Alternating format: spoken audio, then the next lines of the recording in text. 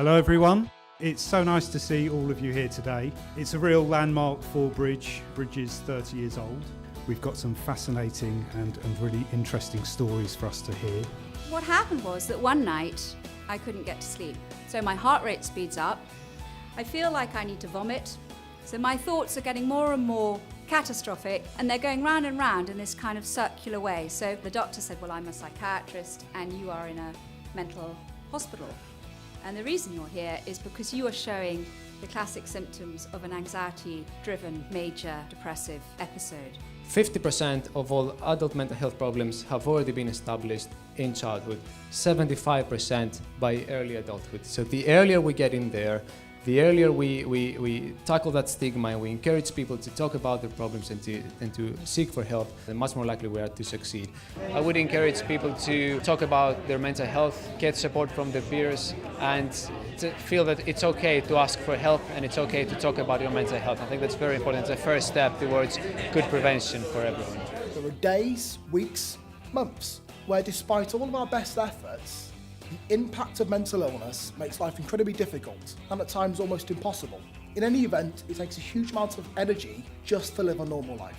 If somebody identifies with something that I'm saying, either because they're a male or because they were in a similar position to me or they've had a similar experience, however they connect, we start to break down those walls and that stigma. So we spoke a lot today about stigma and the damaging role that plays for people's mental health. And I suppose what I'd learned across all of the programmes that I've made is that people can often lose sight of that, the ability that things potentially can be a bit better than they are now, and they can get stuck in that sort of catastrophising, as the speaker said about earlier.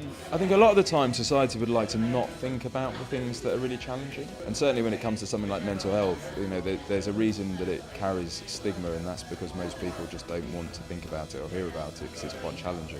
And if we don't sort of look at it and explore it and listen to what young people have got to say and listen to what their parents have got to say and their teachers and everyone else involved, then things won't get any better.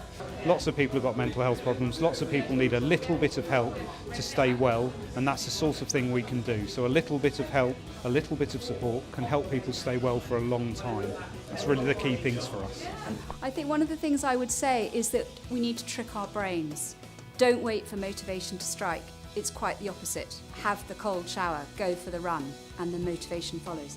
That's actually how our brains work. The thing that I most like about Bridge is the fact that it follows my own feeling that people need strategies that they can begin to adopt themselves to be on the road to recovery, and I love the fact that it gives people hope. So, happy birthday, Bridge.